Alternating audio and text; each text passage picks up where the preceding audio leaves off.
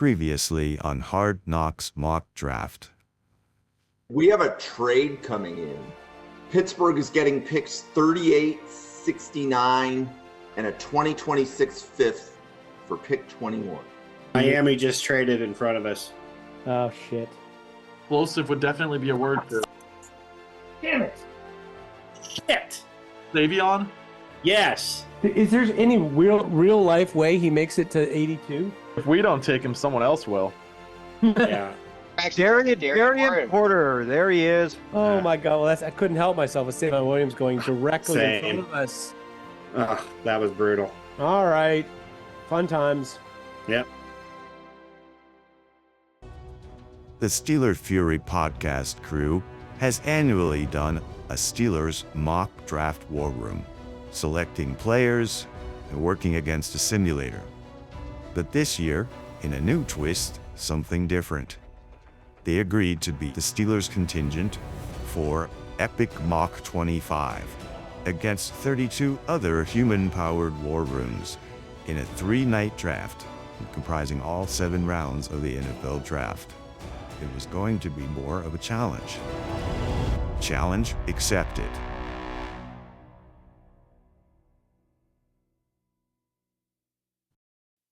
Finally, the last night of the draft has arrived.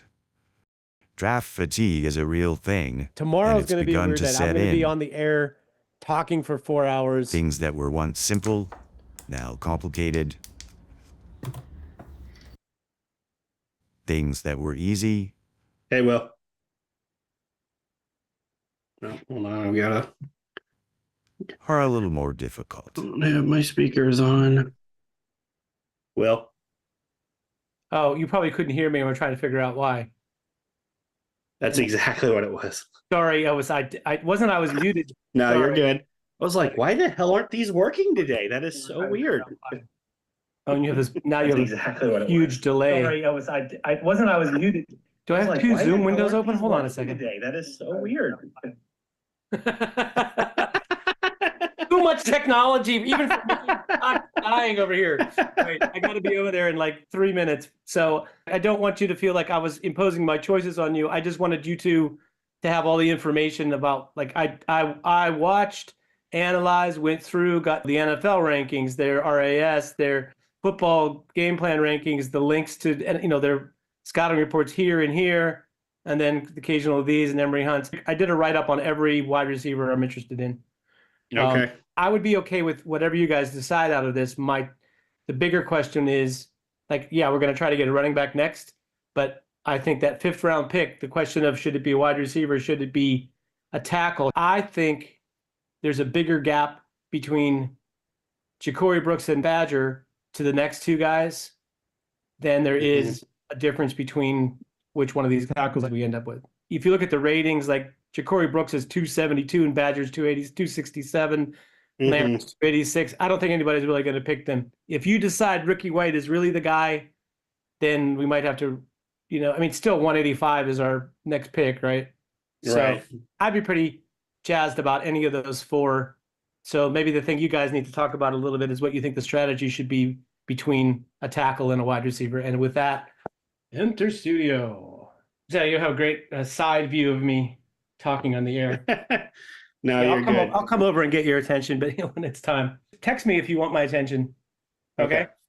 I'm going to have you muted, I think, in the meantime. Will's going to be joining us as he's hosting Draft Professor, the content creators that are running this exercise. So he'll be joining us shortly, and Korey will be joining us hopefully about halfway through this broadcast. We are live. Welcome to Epic Mock 25. This is day 3. Rounds 4 through 7 are going to be coming at you in about 4 minutes. I'm here with Will and Anthony. How are things? Always a pleasure. I just switched sides for a second there. I'm doing good, man. I'm really enjoying this kind of exercise with like 32 teams of GMs and not just one. I love the collaboration aspect of this because it makes it, I think, way more realistic than me just working against the simulator. No offense to simulators, but this has been a great exercise so far, even with its share of frustrations and joys and disappointments. Well, Steeler fans, you've gotten a little bit of a look in to see how the live draft universe works here. So we're roughly 8 picks away from our pick at 123. We still have some running backs on the board we like, some wide receivers we like, even some defensive tackles if we were more inclined to, maybe we need to get one more defensive lineman. But per our conversations, we're kind of leading playmaker. I think we went into night one of the draft with the order of Damien Martinez, DJ Giddens, RJ Harvey, and Devin Neal, right? I think we felt pretty good about that, but also thought fourth round feels like the time when everybody feels like it's late enough that even though there's a lot of running backs that they're going to start to go. And even when I started the broadcast, because I'm instead of me being in the war room full time, I'm on the broadcast. And my broadcast partner starts talking about how, well, there's so many running backs on the board. I think there's going to be a run on running backs. And I'm like, Jeremy's like, Anthony, who are your best available players? I think you have to start with the running backs. I don't think we've had a running back taken in like 50 picks or something like that. We've talked ad nauseum about the depth of the running back class and how good a lot of these guys are. Yeah, he said that. And then, sure enough, RJ Harvey went off the board, and then a few picks later, all of a sudden Dylan Sampson's off the board, Bayshell Tutin's off the board, Scatabo's off. I was like, shit, we're going to miss out on our running back too. And after Tutin got picked, my cohort said, see, here's the running back run we all talked about. And I was like, well, but once you get down a certain ways in the running back list, then people will start thinking there's still better to, I was trying to dissuade other people listening to the broadcast from picking running backs. Quarterbacks and running backs, I think, have gone even later than this. There's no pressure to take one. No shame. I'm just maybe this is the time to stop picking running backs and pick some of the other people that have fallen. For plenty of time.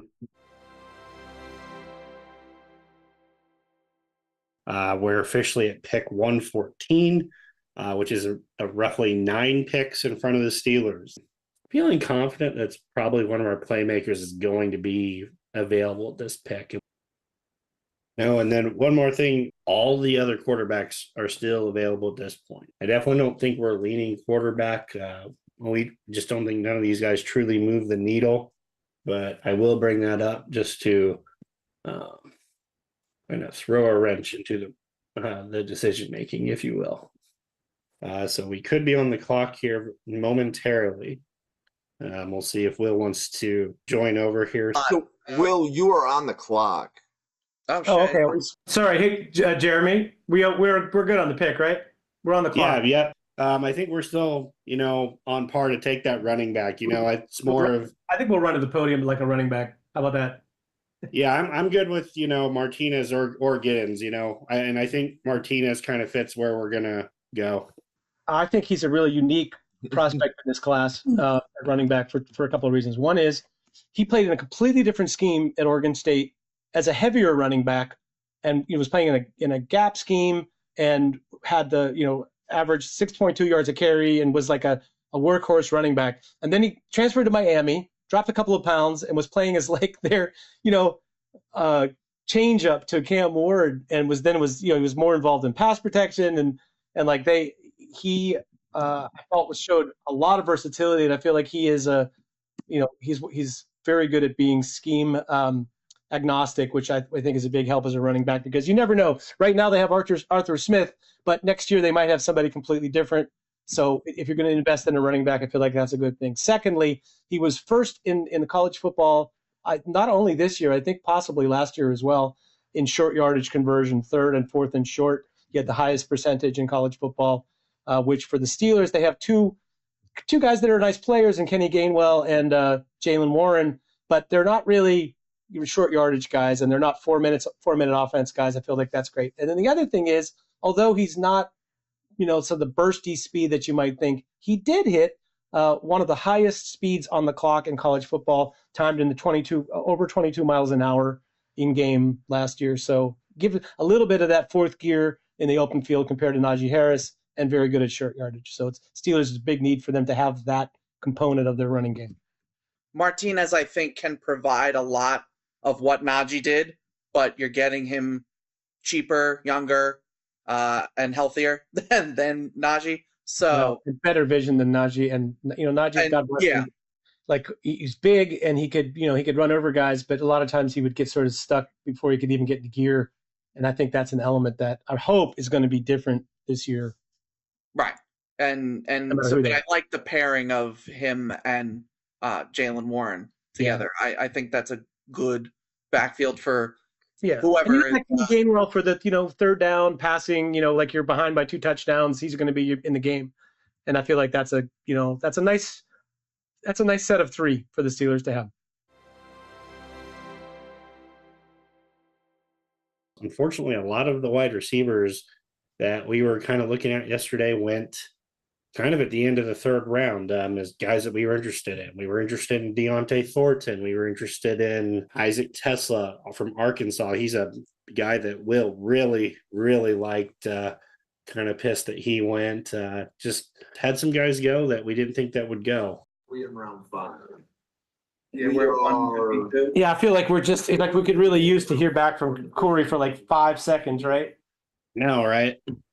Very fast picking. There's it's only 2-minute clock for all of these picks, and so stuff is flying by.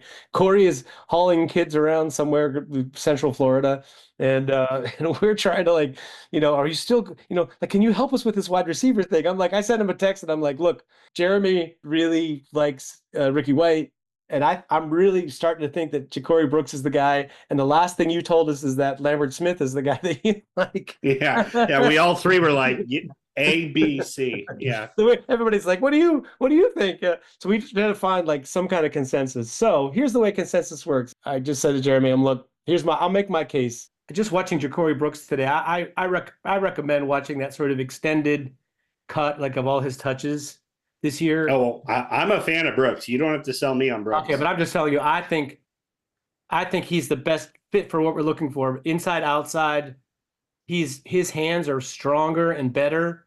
Badger, I think, has a lot of possibilities, and that Lambert, wow, his performance this year was outstanding. And Ricky White, you get the extra stuff, special teams.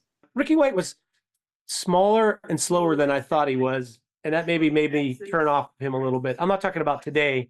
I mean, the season compared to since the season ended. I viewed him as being sort of like a big wide receiver. Do I have you turned down and you're talking to me this whole time? No. I'm just listening to you. Oh, okay. So my thought, I just kind of take you through my thought process. It was I liked him better when I thought he was 6'2", 205. Because that's I think he was listed bigger. I think he was listed. He was listed at 6'3" or something to start the year. So he's not a bully that way, and he doesn't really play like that anyway. Mm-hmm. And I felt like the level of competition that he played, that they were able to get, and the fact that he's a smart and good and crafty football player goes a long way. But I feel like if they imagine that you're drafting a guy this year who is going to take over as the number 2 wide receiver next year, because that's probably what they'll do, and they won't do it in round 5. My guess is they'll do it sooner. If that's what the gig is, you got to be able to play inside and out this year, and then next year you have to feel like a legitimate threat at wide receiver. Well, so when you said Ja'Cory Brooks could play inside and out, that did not track with me. Okay. Since we've talked, I've watched Ja'Cory Brooks and realized there's a decent amount of his highlights that actually come out of the slot. Yeah, they moved him all over the place. Yeah, because I've seen a smaller version of this 16-minute highlight tape that's on YouTube. Yeah. And I think most of the plays I saw were on the outside. So that's, in my mind, that's why I was like, oh, Brooks slot, but he actually does make some plays from the slot. So I didn't realize that. So I felt like he and Lambert were the best fits for what I just described, which is why I had them up there. And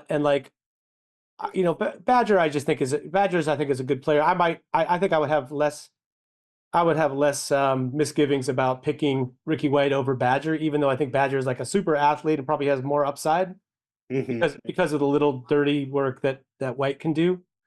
But man, those other 2 guys are slick, I think I'd also if we had been able to trade Roman Wilson, I'd take them both, Right. I both Ricky White and one of those first two and be happy about it, Mhm. So we're on the clock. So Okay. I know Corey likes all three players, so it's really like I Okay. want you to feel like you walked out of this draft and you felt part of the conversation, because I tend to be very like, no, you can't do that. But Let me go back you get to. Ricky White in any of your drafts. Did you get him a drafted team? No, I think he ended up getting picked ahead of me or something. But he was definitely on my list. I remember Ricky White getting sniped like a pick or two I know, ahead like, of me. right before you. Yeah. Yeah, I just think he ran 461. He ran 461 and is only 6'1", 184. That was just like, okay, like I really want to like you because I love the special teams angle, and I love their team. I watched their team a lot this year. Hmm. It's not like he can't play. I just feel like maybe the NFL is like a one level too high for him to be a star. That would be my argument. Nothing bad to say about him as a kid or a prospect. I just feel like you're going to take him weight around, but Yeah. And then I don't think you or I really have any true interest in taking Milrow here, but he does present significant value in round 5 rather than round 1. I agree. I just feel like it's the principle of the shit. Like, we're picking a quarterback next year, and we're trying to make as good a possible team as we can. And I'll do that all day, with even in the regular draft, because I agree. Why take a quarterback to develop Jalen Milrow? And it's like we need a guy that's like pretty transcendent, because I could use another running back.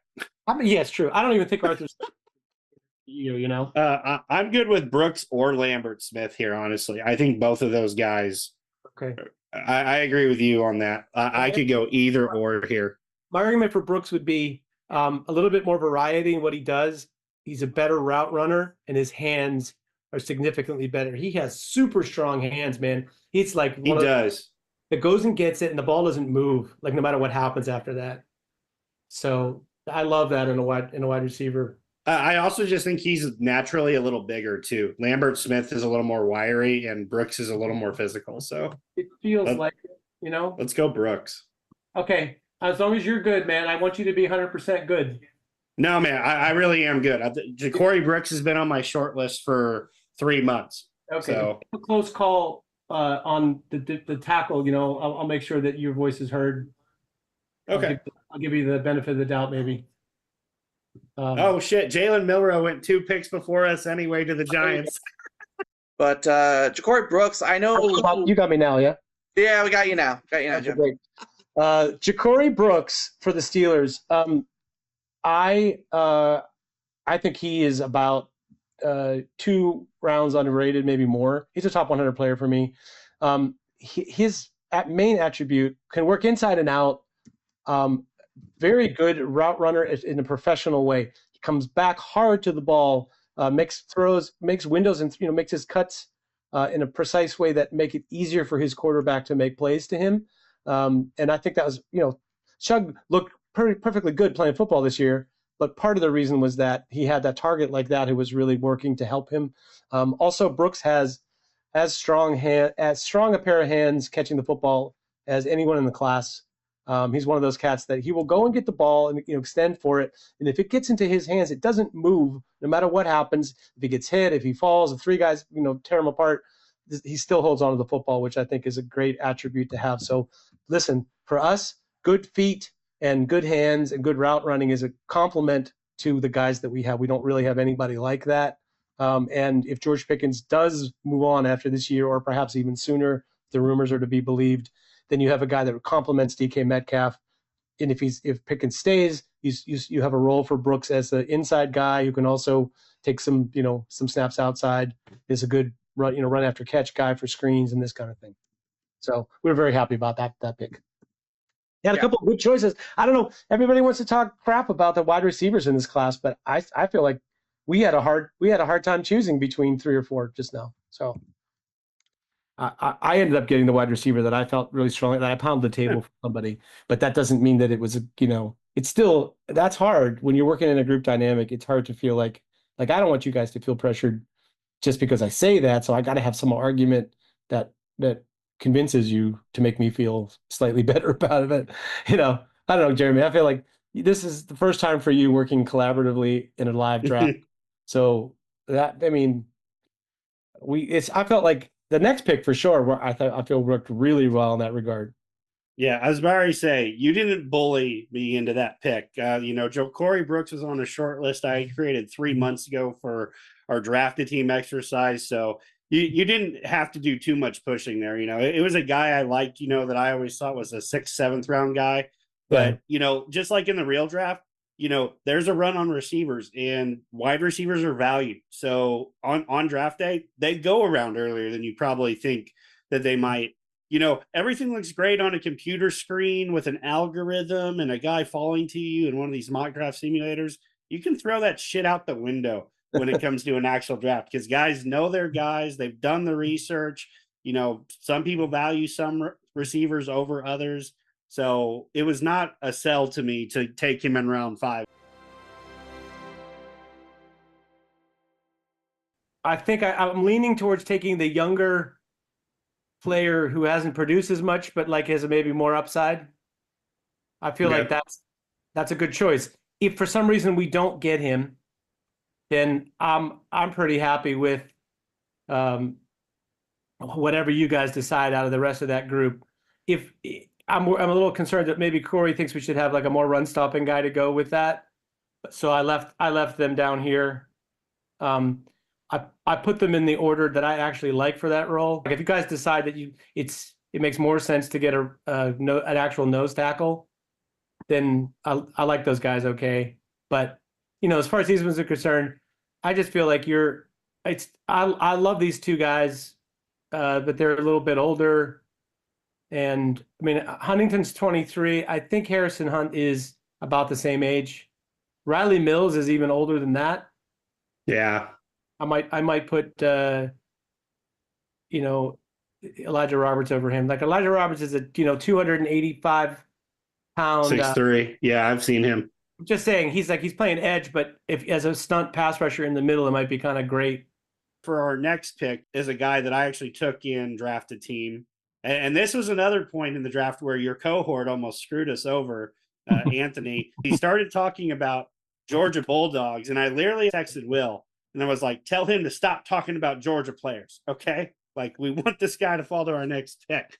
So I made the short list that we worked on in the board for the defensive tackles, and really looked at thinking, okay, well, who's the complement to the other guys that we have on the roster right now? What's the piece that we're missing? And I was kind of like, you need somebody that's like has a bit more juice for penetration and whatever. And the thing about Terry Ingram Dawkins is he's kind of like he lived in the opposing team's backfield. So I feel like, even at playing at 270 pounds or whatever he was still beating bigger guards because he's of his quickness.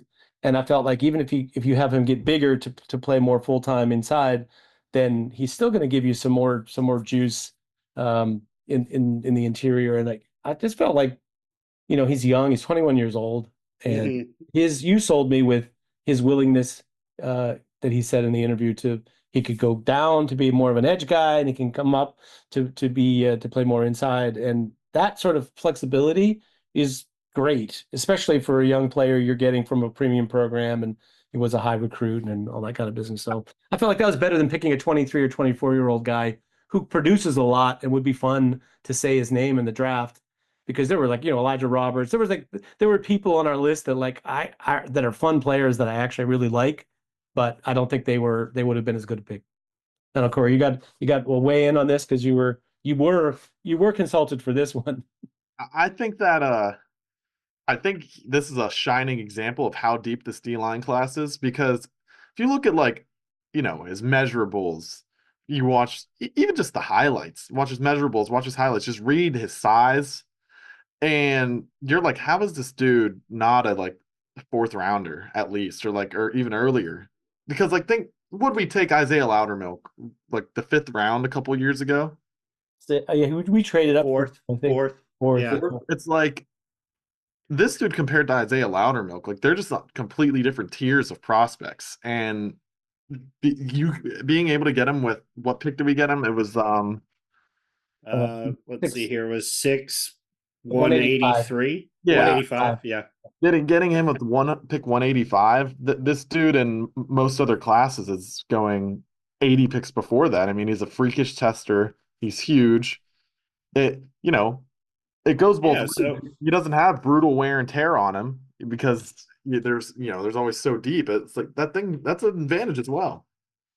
yeah, I mean, just going by the numbers here alone, came in just a hair under 6'5" at the combine, weighed at 276 at the combine, which knowing how players train and get ready for the combine, he probably lost weight to get down to test better. So Yep. like you're already looking at a 275-pound guy who probably lost a good 10 pounds just to test better in general.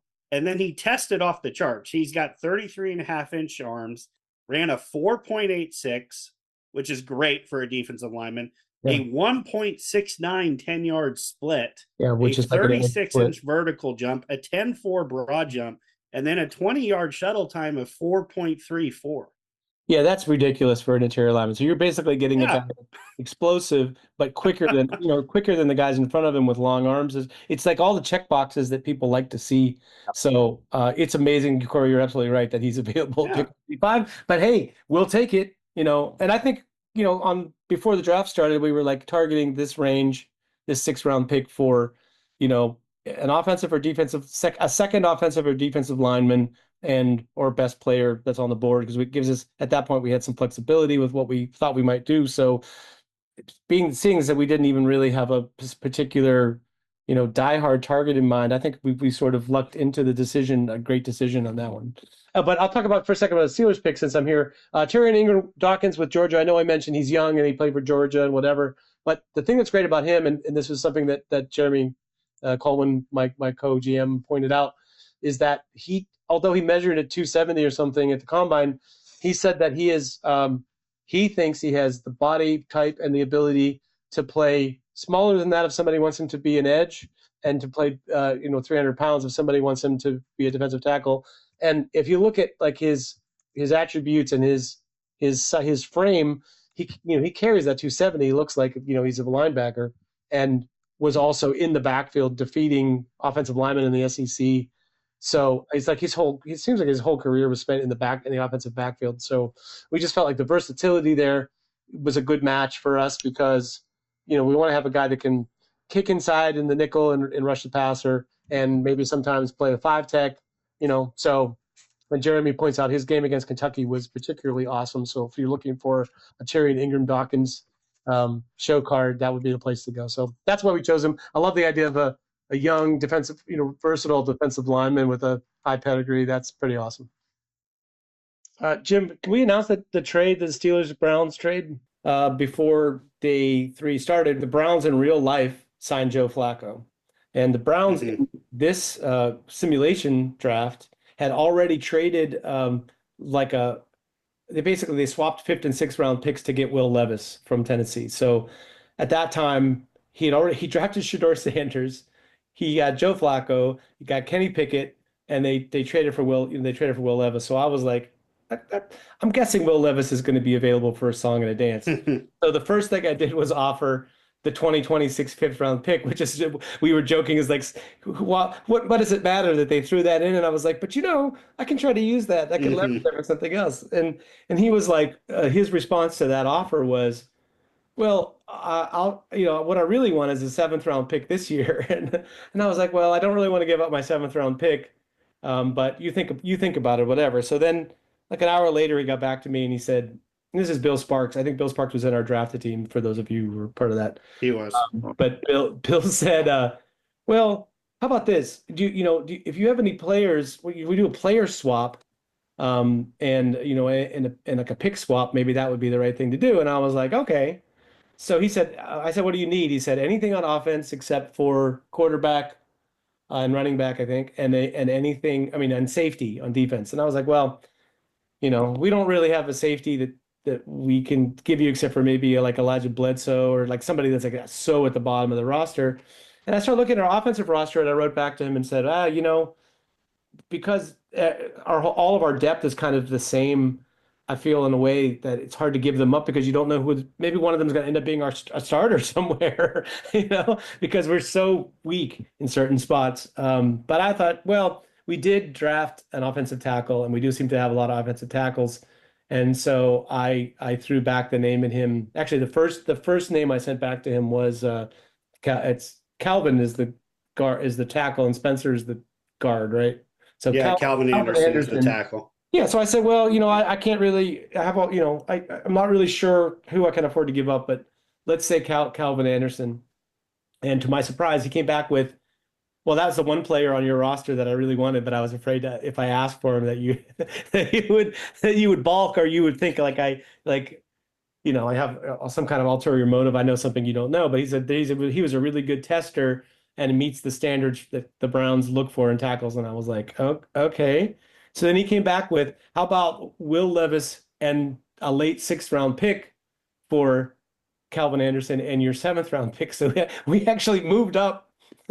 We moved up from the early 7th round or mid 7th round to the late 6th round, and got a lottery pick quarterback. And all that we had to give up for that was Calvin Anderson. So a guy that I don't think would make the team in the scenario with Ursary being added to the mix. So, well, we just really wanted to recreate that Tennessee quarterback room from last year. I know Mason Rudolph is going to be the most pissed off person on the team. But I mean, here's the thing. Forget that the name is Will Levis. We added. I think that we talked a lot about like waiting for 2026 and this and the other. And I was like, I wanted to trade for Joe Milton. And people were like, well, why would, he's probably not going to be any good. Why would you want to trade for him? And I was like, because this is the opportunity to experiment. It's like, give a guy, try to figure out what makes him tick or what will make him better. Give him a chance to play for a team that, has nothing to lose, basically, and see if you can find something. If it turns out that it's nothing, you gave up almost nothing, and you draft a quarterback in 2026. To me, Levis is the same kind of a thing. It's like you're getting a guy who was a first-round pick, and although it didn't work out for him in Tennessee, it's also true that he was not as bad as, say, Sam Darnold was in New York. And this year, Sam Darnold turned into a quarterback that got a big free agent deal. I'm not sure he deserved whatever he got paid. But point being, it's very possible that Will Levis ends up being at least as good as Sam Darnold somewhere along the line. So if that's the case, we actually got we got the equivalent of a 7th round pick and Will Levis, right? That was the value of the trade. So I felt like that was if nothing else, we have an interesting quarterback room now. And then not to mention, if Will Levis does better, but we're still not sold, he's still on his rookie deal, so we have him as an asset to trade in the following year. There you go. Could get another 6th or 7th rounder for like quarterbacks are valuable, even if they aren't as good as we once hoped they were going to be. All it would really take is if he came in and played really well for a game. He came in as a backup or whatever, or as a substitute, and had a great week. Not the only time you see him all year, right? Korey, over 50% completion, a rushing and a passing touchdown for 180 plus yards. That's a positive in NFL teams' books. That's like, we can do something with this. I mean, he's to be that good, right? So therefore, the deal, and it's like, it's not like something to write home about from the war, but it's like, hey, we added a quarterback. I mean, the chances of Will Levis making your team and contributing to your team going forward, compared to some of the quarterbacks we could have picked on the 3rd day of the draft, like, I don't know. I feel like, I'm still going to add an undrafted free agent at the end, and I'm still if Aaron Rodgers comes in or not, it doesn't matter to me in terms of the draft. So I feel like we accomplished something there. That's not nothing. Pick 216 is Pittsburgh. Okay. So do you know who the pick is here, Will? Do I have 30 seconds on the clock? You definitely have time. Okay. Definitely. Yeah, we're working it out. We have literally we determined we were going to go BPA here, and the problem is we literally have 7 players, and our 3rd GM Korey had some problems joining us. So like, if you have that third person, they can jump in. They're like, forget it, you guys. It's easy. It's this guy. But we're like going back and forth. So I'm gonna put you on mute for 1 second. I'll be right back. Okay, I have you back. Did you reach out to him or not? So he liked all those names. He says we might lean defense. He was. So what have we picked so far? 2 defensive tackles, a corner, quarterback, wide receiver, running back, and offensive tackle. Yeah. So it's 3 okay. 3. Yeah. So we're even on both. One name that stood out to him was Major Williams. He said he was a big fan there. I don't think I've watched any Major Williams tape, so I'd take 30 seconds and watch a little bit of him, because otherwise we'll pick Shamari Simmons. I'm okay with either. Gotcha. But he also said, like, if we wanted to go Malik Carr, he'd be like, "Fuck yeah, let's do it." So. Oh yeah, okay. Well, let's narrow it down to. I mean, to me, it's Simmons and Major Williams at nickel corner fills sort of a need, bigger need than the safety even. So. Those 2 guys, and so Major Williams, Shamari Simmons, and Malik Carr. Let's limit it to he said you have a minute. Did you find the link to the clip? Yeah, Major Williams, Carson Newman. That's it. There he is. Okay. Yeah, he's good size too. Shockingly, because usually the smaller school guys are not. Shit, this dude has stats. Oh fuck yeah! He's a huge the stats are unbelievable. What they should be when you play at that level. Right. Yeah. But it's a pretty good. D2 is usually not bad. It's like it depends what league you're in, but he's a good player. Here's what his testing was. He's 5'11" and 3/8, 198. He has over 31-inch arms, which is pretty good for that size. 440. 4.4 flat, 4.08 in the short saddle, 690, 37-inch vertical. So it's like he's a legit athlete, whether he's in D2 or not. It's just a question of Shamari Simmons is not as good an athlete, played at a higher level, had a big playoff game. That's the comparison. Mm-hmm. And then Malik Carr is just a freak. But like I said, I drafted him once already this year. I planted my flag. So I'm going to let you decide. Damn, he likes to hit too.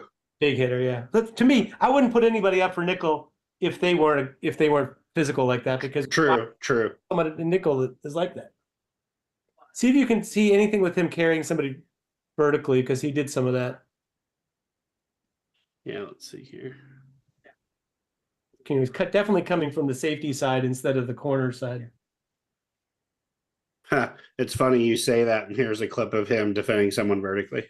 I've seen it. I've seen these, it's the only tape there really is on him, so I had to really grind it. And he's a punt returner too? I believe so, yeah. Fuck it. Let's grab this dude. He can fill 9 different holes. I'm done. I think I'm with you. I love it. I also really like picking a small school guy once. I was about ready to say, it's fun picking small school guys. It is. Like that was part of the allure of maybe taking Ricky White, a guy that no one has fucking know shit about unless you do this stuff, like we do. No, a year ago. Yeah, exactly. All right. I'm about to announce it and put it in. Major Williams was our pick for Pittsburgh. He's a D2 player. Mad respect for D2. I was surprised to find out recently that there are quite a few D2 players in the NFL, and the most likely position for you to play if you're a D2 player in the NFL is defensive back. I believe there are 13 in the NFL, and if you figure there's maybe 10 defensive backs per team, that means 13 out of 320 play D2 football. That's incredible. So hats off to them. Major Williams, good size. He's a 200-pound, 6-foot guy. He's not like a tiny, undersized guy. Incredible playmaker. He will be like that for us. He would be a nickel corner, and maybe be able to play some safety also for us. He's also a kick returner, or a punt returner rather, with some mojo in that regard. Very physical. He meets all the standards. When I was talking earlier about nickel corners, nickel backs, so I feel like that's a guy that will get drafted as a D2 player and will play in the league. So wanted to shout out to him. All things considered, that went pretty well, and I had a great time. I hope that you enjoyed it. That was some fun shit. Not bad, right? So that's our draft. We traded out of the 21st pick for 2 picks, one pick in the second round and 1 pick in the third round. And we selected with that first second round pick at number 38, Deion Walker, the defensive lineman from Kentucky. With our second pick of day 2, we picked Ariante Ursary, the offensive tackle from Minnesota. With our first original third round pick and last pick of the third round, we selected Darian Porter, cornerback from Iowa State. Then in round 4, we selected our running back that we targeted. We're very happy about Damian Martinez from Miami, Florida. Ja'Cory Brooks was the following pick in round 5, wide receiver from Louisville. In round 6, early, we got Terrion Ingram Dawkins, the defensive tackle from Georgia. And with our final pick in the 6th round, late in the 6th round, we got Major Williams, defensive back from Carson Newman. We also ended up with Will Levis and a 2026 5th round pick. We got a running back that was the running back that we had actually targeted. The cornerback that was at the top of our short list. We got the defensive lineman that was at the top of our short list, and we got Ursary, who was number 2 on our list. So I kind of feel like, despite all the ups and downs and the getting sniped and all this other stuff, we ended up with 4 players I think were pretty good. I'd give ourselves a B plus. I think the moment we lost Savion, it kind of cracked me down from ever having an A. the number 1 guy for me that I was kind of like, Deion Walker. I mean, obviously all our top guys I've wanted, but Savion, I mean, we all are super Savion fans. But yeah, I'd say a good B plus. I think the board fell against us at times with how certain runs went, but I feel like we did a great job overall of addressing needs and getting dudes who are going to contribute. Damian Martinez could be, top guy at his position. Deion Walker as well. Like we have a nice balance between guys who should be solid for the years to come and potential. Some talented guys like Dawkins and Ursary and Major Williams, the freaky tester. Those are guys who could play above where they were drafted. And Deion Walker especially, that could be, the value of a top 5 pick when it's all said and done. I mean, I'm pretty happy with how everything turned out, minus the whole Savion thing. Well, once he was gone, it was like, mother son of a, it's just like, oh, it was like, if there was one thing that was going to like just really make this like the home run draft, it was going to be a Deion Walker start and a Savion finish, at the top of round 3. And with our first 4 picks, they're going to make an impact pretty quickly. Getting that bigger back that's going to be able to come in Damian Martinez and provide that was just going to be a big deal. We can't let Jalen Warren run the whole thing. I think Porter's more likely to go in the 1st round than the 3rd round, personally, with just how he tested. So I was absolutely ecstatic with that pick. And then just kind of mixing in guys who we don't think have reached their full potential, later on day 3, and Brooks, Ingram, Dawkins, and Williams. I thought we did a good job. I'd go A minus, with the only reason it's not higher is just because we missed out on Savion. So some of that is just like our problem to deal with our own expectations that we had. Mm-hmm. But there's nothing you could do about teams that take players much earlier than you expected. I think that's just part of the draft, right? So you can try to make your strategy as good as possible, but if your strategy was reasonably sound and it just didn't work out for you, I don't have as big a problem with that as if strategy is terrible. But for me, this very second, I'm sort of inclined to go with Korey and say it's sort of a B plus, but it's the big but. If either Deion Walker or Ursary end up being stud starters in the NFL, then it's a home run draft. At that point, it's an A+ draft. Just problem is you're not going to know for a couple of years if that's happening or not. It really boils down. Deion Walker is a boom bust kind of a project. He could end up with more medical problems, or he just doesn't ever get back to the level that he played at in 2023. And then you've wasted a 1st round pick, maybe. But he's always going to be big, and he's probably always going to have a job. He just might not be a superstar like you were hoping. And the same is true for Ursary. They're big dudes who can move. They're going to be in the league for a while. And if either one of them really hits, then I feel great about this draft. So, well, I mean, and then on top of that, but we haven't really included, what we got in our trades either.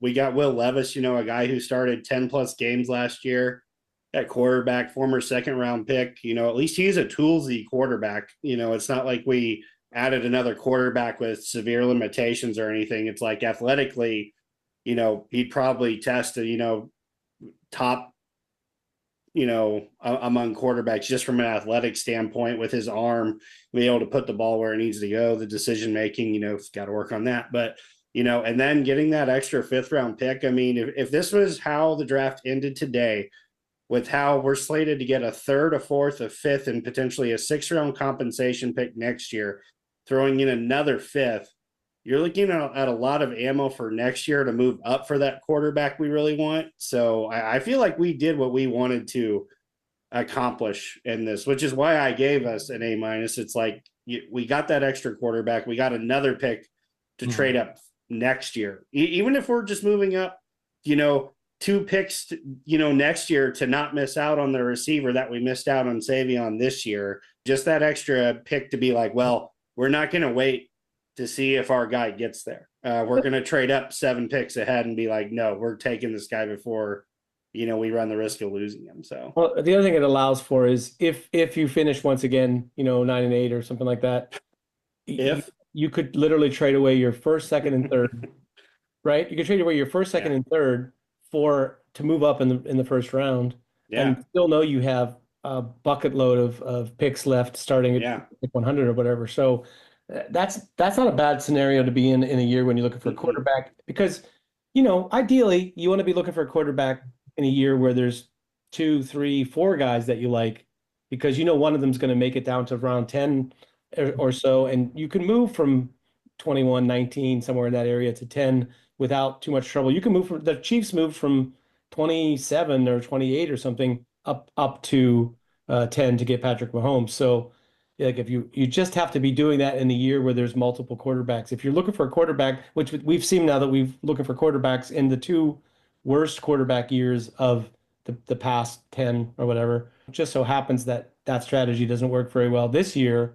But I feel like, better to have picks and ammo to be able to move up, just in case there's somebody that you want to move up for, especially a quarterback. Yeah, we're kicking off this, I guess, is the 18th season of the podcast. So yeah, pretty good. No one else can say that. Here we go. Drop Steelers. Oh. Yeah. Here we go. Here we go. Maybe somewhere. But for the 52 podcast with the Draft Professor. After months of research, film study and analysis, and 3 nights of wheeling and dealing, the draft finally comes to an end. It may not have gone exactly according to plan, but it went one way or another.